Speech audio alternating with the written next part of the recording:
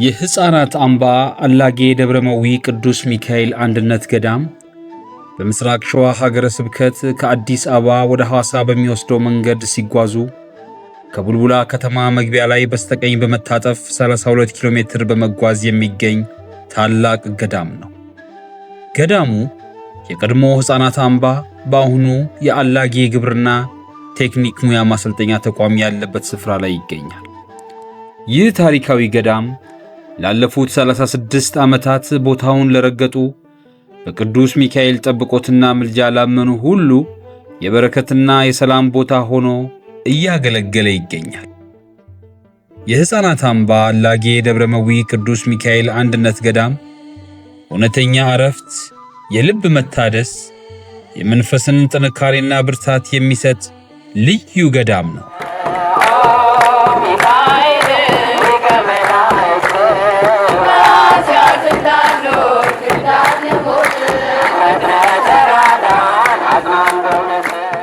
ሐምሌ 15 1982 ዓመተ ምህረት የሸዋ ሀገረ ስብከት ሊቀ ጳጳስ በነበሩት በታላቁ አባት ብፁዕ አቡነ ጎርጎርዮስ ካልህ የተገደመው የአምባ ደብረመዊ ቅዱስ ሚካኤል ገዳም ለብዙዎች የእምነትን መብራትን ያበራ ትልቅ ቦታ ነው።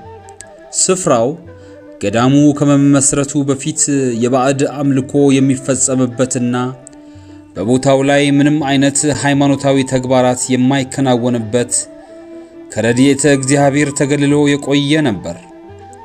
ገዳሙም ከተተከለ ጊዜ ጀምሮ በሺዎች ለሚቆጠሩ ምዕመናን የጸሎት ቦታና በሚስጥረ ጥምቀት የቤተ ክርስቲያንን ልጅነት ያገኙበት እና ከተለያዩ አሰረ ደዌያት የተፈቱበት የበረከት ቦታቸው ሆኖ እያገለገለ ይገኛል።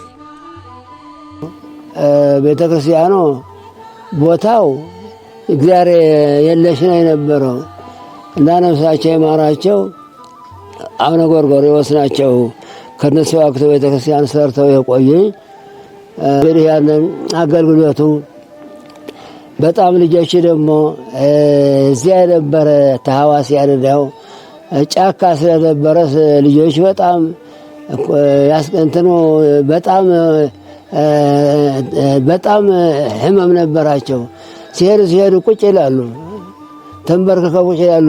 ለመሄድም አልችልም ለመንቀሳቀስ እና እያጠመቅነ ከዚያም ብዙ ጥምቀት እያጠመቅነ ልጆቹም የትምህርት እያስተማርነ ጥምቀት እያጠመቅነ እንግዲህ ስንቀመጥ ያው እግዚአብሔር አምላክ ብዙ እንትን አድርገናል። በአምባው ማህበረሰብና አዳጊው ሕፃናት ላይ ያዩትን የመንፈሳዊነት ተስፋ ከንቱ ሆኖ እንዳይቀር የወቅቱ የዝዋይ ሐመረ ብርሃን ቅዱስ ገብርኤል ገዳም አበምኔት አባ ተጠምቀ የአሁኑ ብፁዕ አቡነ ጎርጎርዮስ የአካባቢው ምዕመናንን በርቱ በማለት በ3 ወር ጊዜ ውስጥ በሕፃናቱና በአምባው ማህበረሰብ ርብርብ መቃኞ ቤቱ ተሰርቶ ተጠናቀቀ።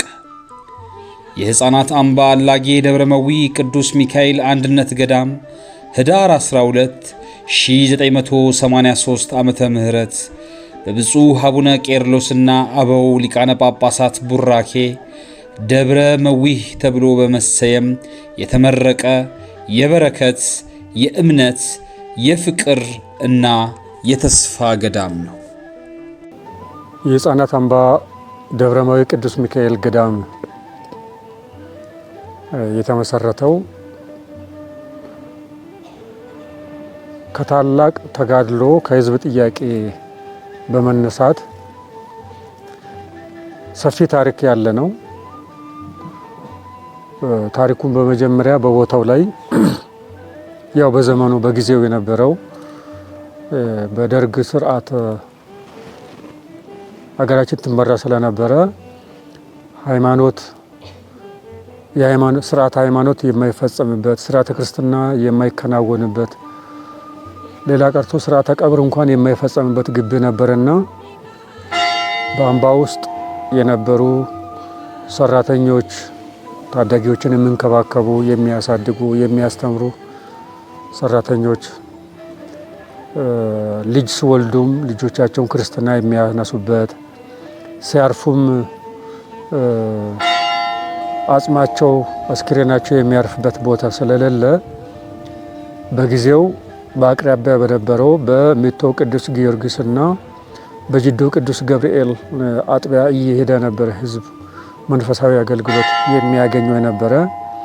ስለዚህ እነዚህ ችግሮች እየተባባሱ ስለመጡ ህዝበ ክርስቲያኑ በመሰባሰብ ቦታ ቤተክርስቲያን መስሪያ ቦታ እንዲፈቀድ የሀገር ሽማግሌዎች ተነጋግረው ሰው መርጠው ሽማግሌዎችን መርጠው በወቅቱ የደቡብ ሸዋ ሀገረ ስብከት ሊቀ ጳጳስ ወደ ነበሩ ወደ ብፁዕ አቡነ ጎርጎርዮስ ካልዕ ዘንድ ሄደው ጠየቋቸው።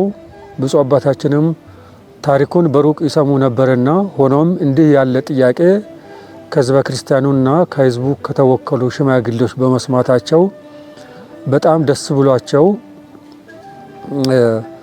ለሽማግሌዎች ምክርን ለግሰው የህዝቡን ጥያቄ በፊርማ የተደገፈ የድጋፍ ፊርማ አሰባስበው እንዲያቀርቡ ብለው ለሽማግሌዎች መንፈሳዊ ምክር ከመከሯቸው በኋላ ካበረታቱ በኋላ በግቢ ውስጥ የነበሩ የኦርቶዶክስ ተዋሕዶ እምነት ተከታይ ህዝበ ክርስቲያንን ሰራተኞችን ማለት ነው አስፈርመው የድጋፍ ፊርማ ካሰባሰቡ በኋላ ወደ ብፁዕ አባታችን አቀረቡ። ብፁዕ አባታችንም ይችን አጋጣሚ ይጠብቁ ነበርና ይህንን የድጋፍ ፊርማ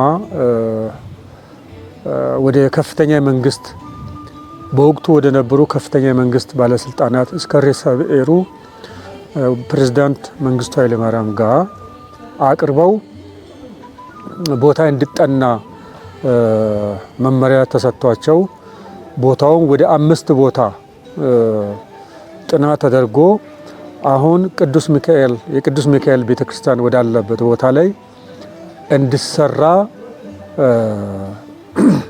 ፍቃድ ተሰጥቶ በዚህ መሰረት በመጀመሪያ ሰኔ ወር መጥተው ቦታውን አዩ። ከዛም በኋላ ከአምባው በወቅቱ ከነበሩ የአምባ አስተዳዳሪዎች ህፃናት አምባ ሲያስተዳድሩ ከነበሩ ከአቶ ስሜ ደበል ጭምር ድጋፍ ተደርጎላቸው ቦታው እንዲጠረግ ተደርጎ ከተስተካከለ በኋላ ብፁዕ አባታችን የእግዚአብሔር ቅዱስ ፈቃዱ ሆኖ ሐምሌ 15 1982 ዓመተ ምህረት መጥተው ቦታውን ባርከው የቅዱስ ሚካኤል ጽላት እንዲገባ ፈቅዷል። ከ3 አስርት ዓመታት በላይ በመቃኞ ውስጥ የቆየው ይህ ታላቅ ገዳም በአሁኑ ወቅት አዲስ ህንፃ ቤተክርስቲያን በማስገንባት ላይ ይገኛል። ይህ ህንፃ ቤተክርስቲያን በገዳሙ የበላይ ጠባቂ በሆኑት በብፁዕ አቡነ ጎርጎርዮስ የምስራቅ ሸዋ ሀገረ ስብከት ሊቀ ጳጳስ የዝዋይ ሐመረ ብርሃን ቅዱስ ገብርኤል ገዳምና ሥራ አመራር መንፈሳዊ ኮሌጅ የበላይ ኃላፊ ህዳር 12 2009 ዓ.ም የመሠረት ድንጋይ የተቀመጠ ሲሆን በአምባው ማህበረሰብና በሕፃናት አምባ ልጆች ርብርብ በውብ የምህንድስና ጥበብ እየተገነባ ይገኛል።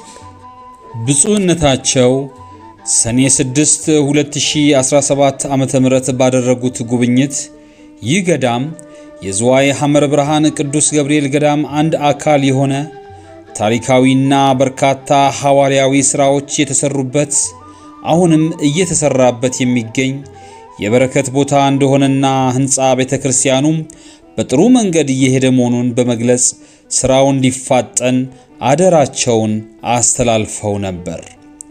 ይህ ገዳም ያለበት ስፍራ ዙሪያውን ከክርስትና ውጪ ባሉ ኢአማንያን የተከበበ ሲሆን በገዳሙ አጥቢያ የሚኖሩ ምዕመናንም ቀደምት የአምባው ሰራተኞች የነበሩና ቤተሰቦቻቸው በኮሌጅ ተማሪነትና አስተማሪነት እንዲሁም በመከላከያ የጦር ጉዳተኝነትና ተንከባካቢነት ወደ አካባቢው የመጡ ናቸው። ይህም ለመጻኞች መጠጊያ ተስፋ ላጡ መሸሸጊያና መጽናኛ የሆነ ገዳም ነው። ከዚህም ባሻገር በአጎራባች ባሉ የሃላባና የአርሲ ነገሌ አካባቢዎች ላሉ ክርስቲያኖችና አብያተ ክርስቲያናት እንደ አንድ ደጋፊና መጋቢ ሆኖ የሚታይ ስፍራ ነው። አባቶቻችን እንደ እግዚአብሔር መልካምና ቅዱስ ፈቃድ ፈልገው ካገኙን በኋላ ከእንክርዳድነት ወደ ስንዴ እግዚአብሔር ለውጦን ሊቀ መላኩ ቅዱስ ሚካኤል ተራዳኢነት ብዙ ያፈሩ የአምባ ልጆች፣ የሰራተኛ ልጆች እንደውም ሰራተኞችም ተረባርበው ብዙ አባታችን አቡነ ጎርጎርዮስ ካልዕ እንደተመኙ አሁንም በእሳቸው እግር የተተኩ ታላቁ አባታችን ብፁዕ አቡነ ጎርጎርዮስ ሳልሳዊ በተደጋጋሚ በቦታው ላይ እየተመላለሱ ቦታውን በማጽናት በመምከር በቅርበት በመከታተል ህንጻ ቤተክርስቲያን ተጀምሮ ህንጻ ቤተክርስቲያኑ በትልቅ በካቴድራል ደረጃ እየተገነባ ይገኛልና ህንጻው በመገባደድ ላይ ነው። ይህንን ህንጻ ቤተክርስቲያን በብዙ ልበ መልካም ግለሰቦች በጥቂት መንፈሳዊ ማህበራት ድጋፍና እርዳታ በተለያዩ ጊዜያቶች በተዘጋጁ ገቢ ማሰባሰቢያ ዘመቻዎች በመልአኩ ቅዱስ ሚካኤል ምልጃና ጠብቆት ዛሬ እዚህ ደረጃ ላይ ለመድረስ ተችሏል። በአሁኑ ጊዜም ጥቂት የማጠናቀቂያ ሥራዎች ለመስራት በርብርብ ላይ እንገኛለን። ለዚህም የቅድስት ቤተክርስቲያን ልጆች፣ የገዳሙ የታሪክ ባለድርሻዎችና የቅዱስ ሚካኤል ወዳጆች የዚህ ታሪካዊ ሁነት አካል እንዲሆኑና ከበረከቱ እንዲካፈሉ እንጠይቃለን። በመገባደጃ በማጠናቀቂያ ስራ ደግሞ ብዙ ግብአቶች ያስፈልጋሉ። በአሁኑ ሰዓት ክላውዲንግ ወይም ደግሞ ዙሪያውን ድንጋይ የማልበስ ውስጡን በሸክላ በስዕላት በተለያዩ እንግዲህ ሲጠናቀቅ ህንጻ ቤተክርስቲያን ሲጠናቀቅ የሚያስፈልጉ ብዙ ግብአቶች አሉና ሁላችንም ይህን ለማጠናቀቅ መንፈሳዊ አደራ አለብን። በዚህ ቅዱስ ቦታ ላይ በዓመት 2 ጊዜ ህዳር 12 እና ሰኔ 12 ቀን የታላቁ መልአክ የቅዱስ ሚካኤል ዓመታዊ ክብረ በዓል በድምቀት ይከበራል። መስከረም 29 እና ታኅሳስ 6 የሰማዕቷ ቅድስት አርሴማ፣ ግንቦት 1 የእመቤታችን ቅድስት ድንግል ማርያም የልደታ ማርያም ዓመታዊ መታሰቢያ በዓላት በድምቀት ይከበራሉ። በቦታው ባለው የጸበልና የፈውስ አገልግሎቶች ብዙ ታላላቅ ገቢረ ተአምራት እየተፈጸሙ ይገኛሉ።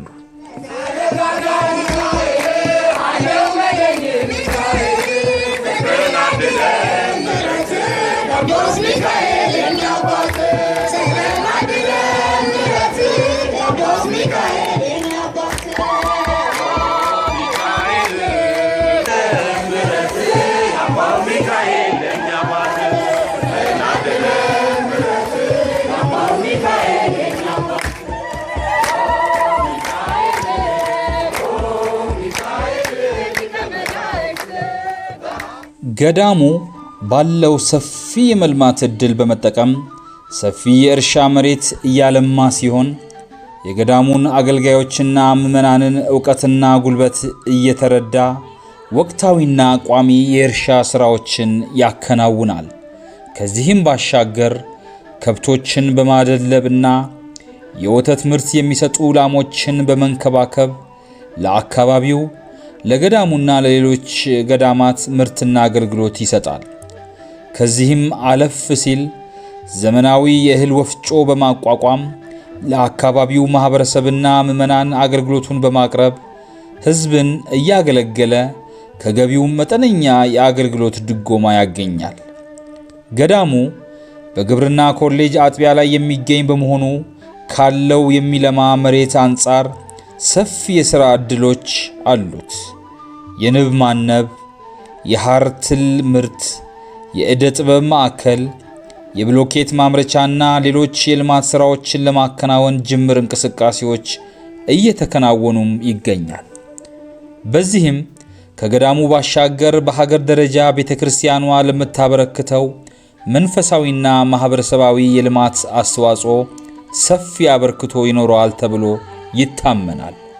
ለዚህ ሁሉ ተስፋ ግን በየትም ስፍራና በየትኛውም ሁኔታ የሚገኙ የታላቋ የኢትዮጵያ ኦርቶዶክስ ተዋሕዶ ቤተክርስቲያን ልጆች ሁሉ በጋራ ሊቆሙና እኔ አለሁ በማለት አስተዋጽኦአቸውን ሊያበረክቱ ይገባል ብለን እናምናለን።